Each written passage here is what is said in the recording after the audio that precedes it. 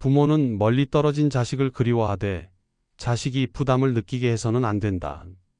여러분, 오늘 아침에도 자식에게 전화하셨습니까? 어제도 전화했고 그제도 전화했는데 오늘 또 전화기를 들고 계신 건 아닙니까? 요즘 많은 부모님들이 이런 고민을 합니다. 자식이 전화를 잘 안 받아요. 통화하다가 급하다며 끊어요. 귀찮아하는 것 같아요. 마음은 절실한데 자식은 피하는 것 같고 그래서 더 외롭고 더 서운합니다.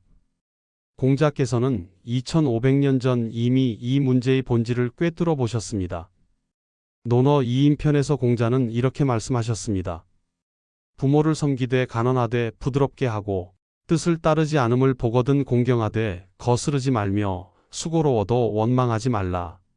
이 말씀은 자식이 부모를 섬기는 태도를 설명한 것이지만 오늘날 우리는 이를 거꾸로 적용해야 합니다.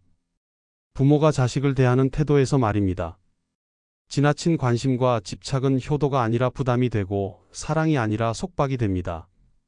오늘은 공자의 지혜를 통해 왜 우리가 자식에게 너무 자주 전화하지 말아야 하는지, 그리고 어떻게 해야 진정으로 존중받는 부모가 될 수 있는지 함께 배워보겠습니다. 혹시 이런 고민을 하고 계신 분이라면 지금 바로 구독 버튼을 눌러주세요. 매주 성현들의 지혜로 인생의 답을 찾아드립니다. 공자는 논어 2인편에서 이렇게 말씀하셨습니다. 부모가 살아계실 때는 멀리 떠나지 말고 떠나더라도 반드시 일정한 곳으로 가야 한다. 이 말씀의 핵심은 물리적 거리가 아닙니다. 마음의 거리입니다. 공자는 자식이 부모 곁에 있되 그 관계가 억압이 되어서는 안 된다고 보았습니다. 부모가 자식을 붙잡는 것도 자식이 부모를 멀리하는 것도 모두 바람직하지 않다는 뜻입니다. 공자께서 이런 말씀을 하신 배경에는 당시 사회상이 있습니다. 춘추시대는 혼란의 시대였습니다. 전쟁이 잦았고 가족이 뿔뿔이 흩어지는 일이 많았습니다. 그래서 부모는 자식이 떠나는 것을 두려워했고 자식은 부모의 기대에 짓눌려 자신의 삶을 살지 못했습니다. 공자는 이런 상황에서 균형을 강조했습니다. 가까우면서도 멀고 멀면서도 가까운 관계. 이것이 바로 공자가 추구한 부모와 자식 간의 이상적인 거리입니다. 공자 자신도 이런 경험이 있었습니다. 공자의 아버지 숙량홀은 공자가 3살 때 돌아가셨습니다. 어머니 안징제는 홀로 공자를 키우며 큰 기대를 걸었습니다. 공자가 청년이 되어 배움의 길을 떠날 때 어머니는 얼마나 외로웠겠습니까? 하지만 안징제는 아들을 붙잡지 않았습니다. 공자가 천하를 주유하며 자신의 도를 펼치도록 격려했습니다. 공자는 어머니의 이런 태도에서 깊은 가르침을 얻었습니다. 진정한 사랑은 붙잡는 것이 아니라 놓아주는 것이라는 진리를 말입니다. 그래서 공자는 제자들에게 그리고 후세 사람들에게 이렇게 가르쳤습니다. 사랑하되 속박하지 말고 그리워하되 부담 주지 말라. 여러분, 이런 경험 없으십니까? 아침에 자식에게 전화합니다. 밥은 먹었니? 점심때 또 전화합니다. 오늘 날씨가 추운데 옷 따뜻하게 입었니? 저녁에 또 전화합니다. 퇴근했니? 저녁은 뭐 먹을 거니? 부모 입장에서는 당연한 관심이고 사랑입니다. 하지만 자식 입장에서는 어떨까요? 회의 중에 전화벨이 울립니다. 업무에 집중하고 있는데 부모님 전화입니다. 한두 번은 받지만 매일 여러 번 오는 전화는 부담이 됩니다. 서울에 사는 62세 김영숙 씨의 이야기입니다. 부산에 사는 아들에게 하루에 대여섯 번씩 전화를 했습니다. 아들이 전화를 안 받으면 문자를 보냈습니다. 왜 전화 안 받니? 무슨 일 있니? 아들은 결국 어머니께 이렇게 면말했습니다. 엄마, 저도 제 생활이 있어요. 너무 자주 전화하지 말아주세요. 김 씨는 충격을 받았습니다. 나는 그저 사랑해서 전화한 건데 아들은 그게 부담스럽다니. 서운했습니다. 하지만 김 씨는 곰곰이 생각했습니다. 내가 정말 아들을 위해서 전화한 걸까? 아니면 내 외로움을 달래려고 전화한 걸까? 이것이 핵심입니다. 우리는 자식을 사랑한다고 생각하지만 실제로는 우리 자신의 외로움과 불안을 해소하려고 자식에게 의지하는 것입니다. 공자는 논어 수리편에서 이렇게 말씀하셨습니다. 군자는 화합하되 부하내동하지 않고 소인은 부안해동하되 화합하지 못한다. 이 말씀을 부모와 자식의 관계에 적용하면 이렇습니다. 좋은 부모는 자식과 정서적으로 연결되어 있되 자식의 삶에 간섭하지 않습니다. 반면 현명하지 못한 부모는 자식에게 매달리되 진정한 소통은 하지 못합니다. 전화를 자주 한다고 해서 자식과 가까워지는 것이 아닙니다. 오히려 자식이 부담을 느끼고 멀어질 수 있습니다. 진정한 가까움은 빈도가 아니라 질에서 나옵니다. 오늘 이야기가 공감되신다면 좋아요 버튼도 꼭 눌러주세요. 여러분의 좋아요 하나가 더 많은 분들께 이 지혜를 전하는 힘이 됩니다. 그렇다면 우리는 어떻게 해야 할까요? 공자는 논어하기편에서 이렇게 말씀하셨습니다. 말을 교묘하게 꾸미고 안색을 좋게 하는 사람 중에 인한 사람이 드물다. 이 말씀의 의미는 무엇입니까? 겉으로만 번지르르하게 관계를 유지하려는 사람은 진정성이 없다는 뜻입니다. 매일 전화해서 밥 먹었니? 라고 물어보는 것은 형식적인 관심입니다. 진정한 관심은 자식의 삶을 이해하고 존중하는 데서 나옵니다. 하루에 여러 번 전화하는 대신 일주일에 한두 번 깊이 있는 대화를 나누세요. 밥 먹었니? 보다는 요즘 어떤 일이 제일 행복하니? 라고 물어보세요. 자식이 바쁜 시간에는 전화를 자제하고 편한 시간에 통화하세요. 공자는 논어 위령공편에서 이렇게 말씀하셨습니다. 자기가 하기 싫은 일을 남에게 시키지 말라. 자식도 사람입니다. 자식도 바쁘고 피곤하고 때로는 혼자 있고 싶을 때가 있습니다. 자식이 전화를 받지 않거나 짧게 통화하고 끊는다고 해서 서운해하지 마십시오. 그것은 당신을 사랑하지 않아서가 아니라 지금 당장은 여유가 없어서입니다. 자식이 지금 바빠요 라고 하면 그래, 나중에 통화하자라고 말하고 바로 끊으세요. 전화를 안 받는다고 계속 걸거나 문자로 재촉하지 마세요. 자식의 생활 패턴을 파악해서 편한 시간에 전화하세요. 공자는 논어 수리편에서 이렇게 말씀하셨습니다. 아침에 도를 들으면 저녁에 죽어도 좋다. 이 말씀은 배움과 성장의 중요성을 강조한 것입니다. 나이가 들어도 우리는 여전히 배우고 성장할 수 있습니다. 자식에게만 의지하지 말고 자신의 삶을 풍요롭게 만드세요. 취미 생활을 시작하세요. 서예, 등산, 독서, 봉사활동 등 친구들과 정기적으로 만나세요. 자식이 아니어도 이야기 나눌 사람이 필요합니다. 배움의 기회를 찾으세요. 노인대학, 문화센터 강좌 등 자신의 삶이 충실한 사람은 자식에게 매달리지 않습니다. 오히려 자식이 부모의 삶을 존경하고 배우려고 합니다. 존중받는 부모와 부담스러운 부모는 어떻게 다를까요? 존중받는 부모는 자식의 삶을 이해하고 존중합니다. 자신의 삶이 충실해서 자식에게 의지하지 않습니다. 자식이 연락할 때까지 기다릴 줄 압니다. 통화할 때 긍정적이고 따뜻한 에너지를 전합니다. 반면 부담스러운 부모는 매일 여러 번 전화해서 자식의 일상을 감시합니다. 자식이 전화를 안 받으면 서운해하고 불평합니다. 자신의 외로움을 자식에게 호소합니다. 통화할 때마다 걱정, 잔소리, 요구사항을 늘어놓습니다. 여러분은 어느 쪽입니까? 솔직하게 자신을 돌아보십시오. 공자의 제자 중에 자로라는 사람이 있었습니다. 자로는 효성이 지극했습니다. 젊었을 때 가난해서 백리 밖에서 쌀을 지고 와서 부모님을 봉양했습니다. 나중에 자로가 벼슬을 하게 되자 공자는 이렇게 말씀하셨습니다. 자로는 부모님이 살아계실 때 정성을 다했지만 부모님이 돌아가신 후에는 과도하게 슬퍼하지 않았다. 이것이 진정한 효도다. 무슨 뜻입니까?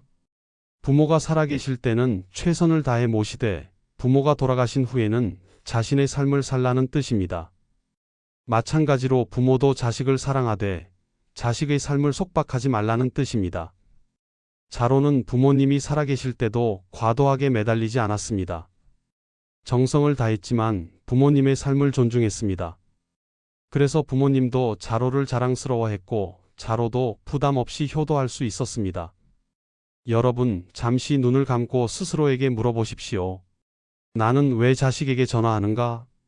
정말로 자식의 안부가 궁금해서입니까? 아니면 내가 외로워서입니까? 자식이 나를 잊을까 봐 두려워서입니까? 자식에게 인정받고 싶어서입니까? 공자는 논어 2인편에서 이렇게 말씀하셨습니다. 군자는 자신을 돌아보고 소인은 남을 탓한다. 현명한 사람은 문제가 생겼을 때 자신을 먼저 돌아봅니다. 자식이 전화를 안 받는다고 자식을 탓하지 마십시오. 먼저 자신을 돌아보십시오. 혹시 내가 자식에게 부담을 주고 있는 것은 아닌지, 내가 자식의 삶을 존중하지 않는 것은 아닌지 말입니다. 여러분이 30, 40대였을 때를 떠올려 보십시오.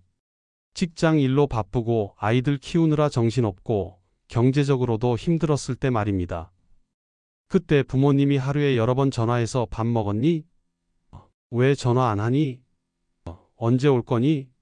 라고 물으셨다면 어땠을까요? 아마도 부담스러웠을 것입니다. 부모님을 사랑하지만 지금은 제 삶도 벅차다고 생각했을 것입니다. 지금 여러분의 자식도 마찬가지입니다. 자식은 여러분을 사랑합니다. 하지만 지금 자식의 삶도 벅찹니다. 이해해 주십시오. 공감해 주십시오.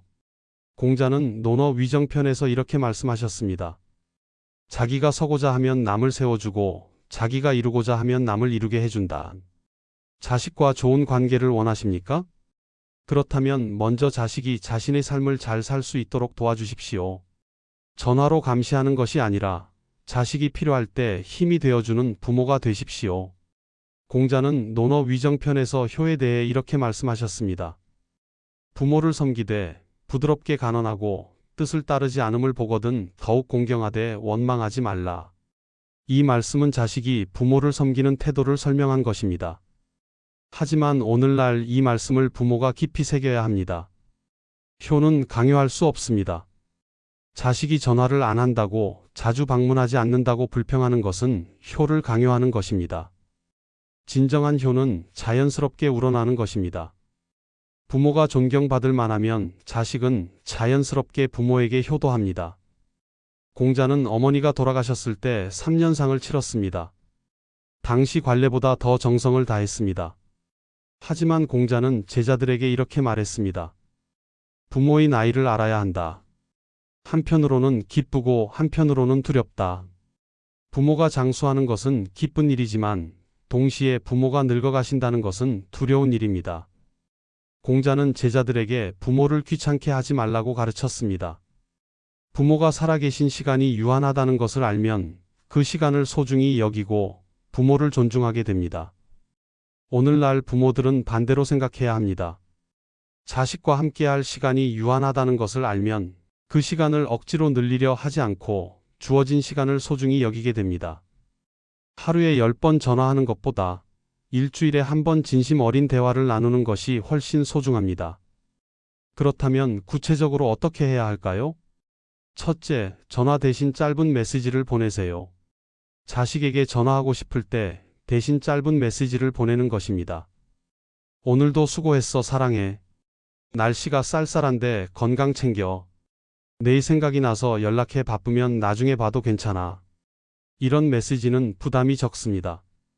자식은 자신의 리듬에 맞춰 메시지를 확인하고 답장할 수 있습니다. 전화는 즉각적인 반응을 요구하지만 메시지는 여유를 줍니다. 자식이 회의 중이거나 업무에 몰입해 있어도 메시지는 나중에 확인할 수 있습니다. 또한 메시지는 기록으로 남습니다. 자식이 힘들 때 부모님의 따뜻한 메시지를 다시 읽으며 위로받을 수 있습니다. 특히 요즘은 카카오톡, 문자 메시지 등 다양한 소통 수단이 있습니다. 사진을 보내며 오늘 친구들과 등산 갔어, 날씨가 참 좋더라라고 하면 어떨까요? 자식은 부모님이 건강하게 잘 지내신다는 것을 알고 안심합니다. 둘째, 정기적인 통화 일정을 정하세요. 자식과 상의해서 정기적인 통화 일정을 정하는 것입니다. 예를 들어 매주 일요일 저녁 8시에 통화하기로 약속하는 것입니다. 이렇게 하면 부모도 안심하고 자식도 예측 가능해서 부담이 줄어듭니다. 우리 매주 일요일에 통화할까? 내가 편한 시간으로 정해줘. 월요일은 내가 바쁜 날이니까 수요일 저녁에 통화하는 게 어때? 이렇게 말입니다. 정기적인 약속이 있으면 부모는 그 시간을 기다리며 다른 일에 집중할 수 있습니다. 자식도 그 시간을 미리 비워두고 여유롭게 통화할 수 있습니다. 갑자기 걸려오는 전화보다 약속된 통화가 훨씬 대화의 질을 높입니다. 셋째, 긍정적인 대화를 나누세요. 전화할 때마다 걱정, 잔소리, 불평만 늘어놓지 마십시오. 자식은 부모와의 통화가 즐거워야 다시 전화하고 싶어집니다. 왜 전화를 안 하니? 나는 혼자 외롭게 살고 있어. 형은 자주 오는데 너는 왜 안 오니? 돈은 잘 벌고 있니? 저축은 하고 있니? 이런 말은 피해야 합니다. 자식은 이런 말을 들으면 죄책감을 느낍니다. 죄책감은 사랑이 아니라 의무감을 만듭니다. 의무감으로 하는 효도는 오래가지 못합니다. 대신 오늘 무슨 좋은 일 있었니? 요즘 제일 행복한 순간이 언제니? 나는 오늘 친구들이랑 등산 갔는데 너무 좋더라. 내가 잘 지내고 있다니까 나도 기분이 좋아. 이렇게 말하세요. 부모가 행복하면 자식도 행복합니다. 부모의 긍정적인 에너지가 자식에게 힘이 됩니다. 자식이 엄마 아빠와 통화하면 기분이 좋아진다고 느끼게 만드세요. 그러면 자식이 먼저 전화하게 됩니다. 넷째, 자식의 말에 귀 기울이세요. 공자는 논어하기 편해서 말을 많이 하는 사람은 실수가 많다고 하셨습니다. 전화할 때 일방적으로 말하지 마십시오. 자식의 이야기를 들어주십시오.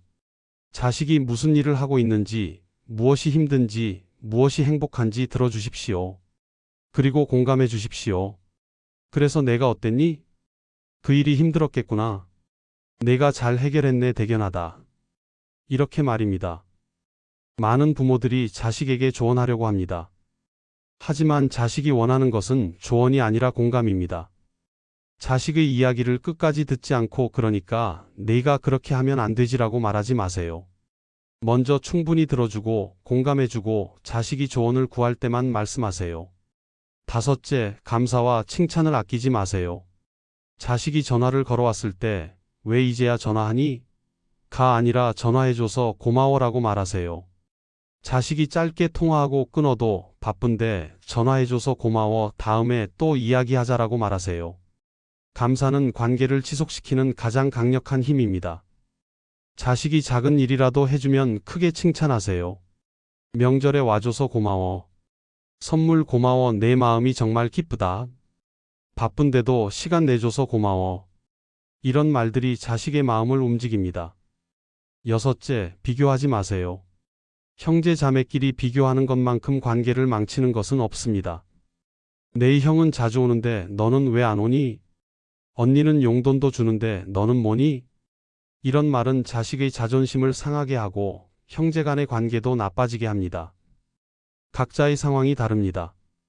어떤 자식은 가까이 살아서 자주 올 수 있고 어떤 자식은 멀리 살아서 자주 오기 힘듭니다. 어떤 자식은 경제적으로 여유가 있고 어떤 자식은 아직 힘듭니다. 상황이 다른 자식들을 똑같은 잣대로 평가하지 마세요.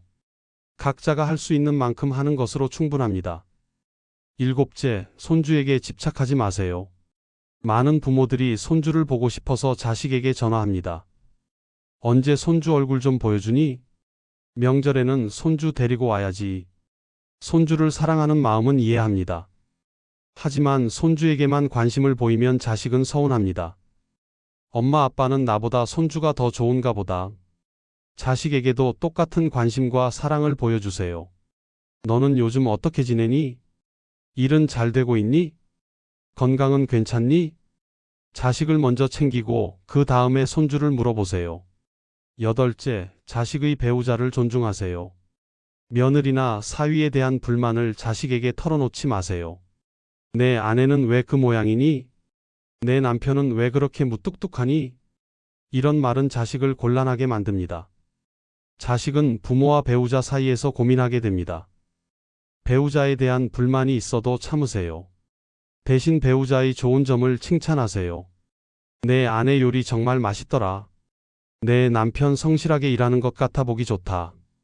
자식의 배우자를 존중하는 것이 자식을 존중하는 것입니다. 오늘 우리는 공자의 지혜를 통해 배웠습니다. 자식에게 너무 자주 전화하지 말라는 것은 자식을 사랑하지 말라는 뜻이 아닙니다. 오히려 자식을 더 깊이 사랑하라는 뜻입니다. 진정한 사랑은 상대방을 존중하는 것입니다. 자식의 시간을 존중하고 자식의 삶을 존중하고 자식의 선택을 존중하는 것입니다. 그렇게 할 때 자식은 부모를 부담스러워하지 않고 오히려 더 가까이 다가옵니다. 공자는 논어 수리편에서 이렇게 말씀하셨습니다. 멀리서 벗이 찾아오니 또한 즐겁지 아니한가. 자식이 스스로 부모를 찾아오게 만드십시오. 억지로 붙잡지 마십시오. 자식이 부모를 그리워하고 부모에게 전화하고 싶고 부모를 만나고 싶게 만드십시오.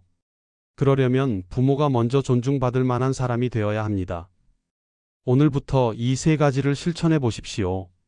첫째, 전화 횟수를 절반으로 줄이세요.